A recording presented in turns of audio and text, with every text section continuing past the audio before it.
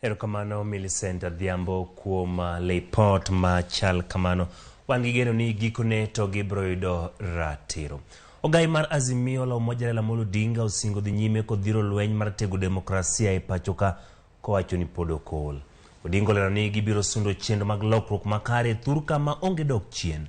Kaka jafwambo marwa Eric Wenga lero ne oseo piny owacho mar Kenya Kwanza kuom dino itgi ne midhiero ma jopiny kadhoe mabende nengo mar malo ma dak mabino seidho. Enyasi mar ko Barack Oduor e gwenge ma Nyamira mano e kar chung Mabondo, Odinga no chopo kae mar ywaga pisa ma owacho ne osotio ne kuom thuolo mang'eny kod chunye te. Awito ng'at mapek, awito siep chunya, awito ng'amo hera gi chunye te. Osiepna ni kana Ramogi higa the year 2011 wachako dakode 2012 nokawa kapod yatin. Anang'eyo kapod kijana matin modhi timo training magege kuma biro mo join office mara Kenyan Prime Minister. Ina chiel ko joma osebedo ka tiyo naka kinde giduto. Nyathi marikni ok marikni nyathi marikni osetiyo maber ahinya. To kata kamano ng'eny kama tinde mantiere dak bende tindo lokre. Nitie masiri mang'eny matimre ma ok onego bed ni timre. Min ode Ida Odinga ne ok nyal pando lit manie chunye e wi lal mar jal mane rite.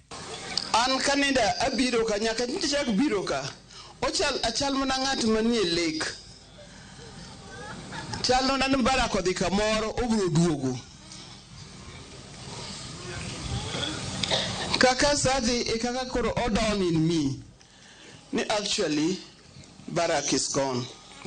E nyasi no siasa mapachoka ne okodong chien kendo ne umienjo ka gavana Masia James Orengo ne orakre gi jatend piny William Ruto kadiemo wang'. President Ruto was not ready for government. Because within weeks, against his promises, he started making excuses. He needs time.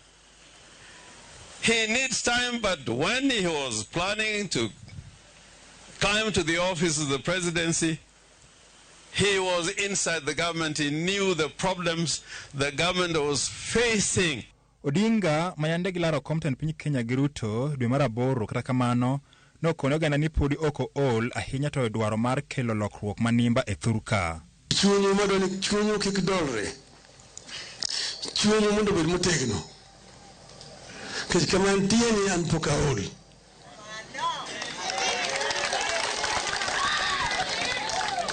Tuwa mondo aol. Tuwa mondo aol. Adhi ime. Amunya wacho ni una akuru ni wi yath to wach ni agoge.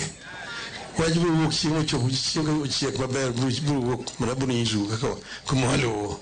Odinga notelo ni kinda kende ema biro kelo fungruok ne jo Kenya ka osingo dhiro lokruok nyaka giko. Gini dhi nyime en odwani mondo wakel lokruok thurka mondo thuro ne maber Kenya mangima.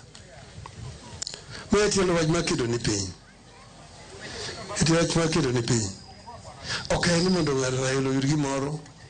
Raila yud gimoro. Raila daka mabedi madhi na nyime kamano. Mbiyo timo gi ok tim ni mondo ng'ato ugone mondo bedie. Yaka gimoko lokre thurka. You better be prepared. My correct Hebrew understand Raila Odinga what type of leader he is. Nikech Kinda elwen.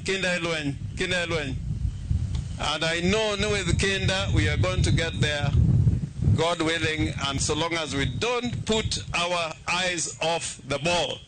Jotelo mag Azimio nosoko wang' piny owacho ahinya kalore kod midhier ma jo Kenya kalo e gie sani.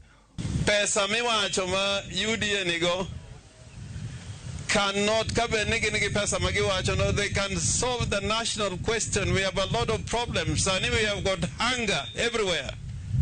Katakiru wote korgwen kai. Our crops for this season are not doing very well and we must be prepared. Tanaburu loso kodu ikinde mabiro no. nitie gik moko ma pod wamenyo maber kochopo kare to biro nyisou ni mae kama yo mwadwa luwo sani. Kama nitie kani wane kere kiki. Me pod wang'iyo gi ang'iya kamacha sama loso pok ochopo. To biro chopo. Eric Owenga, Ramogi TV.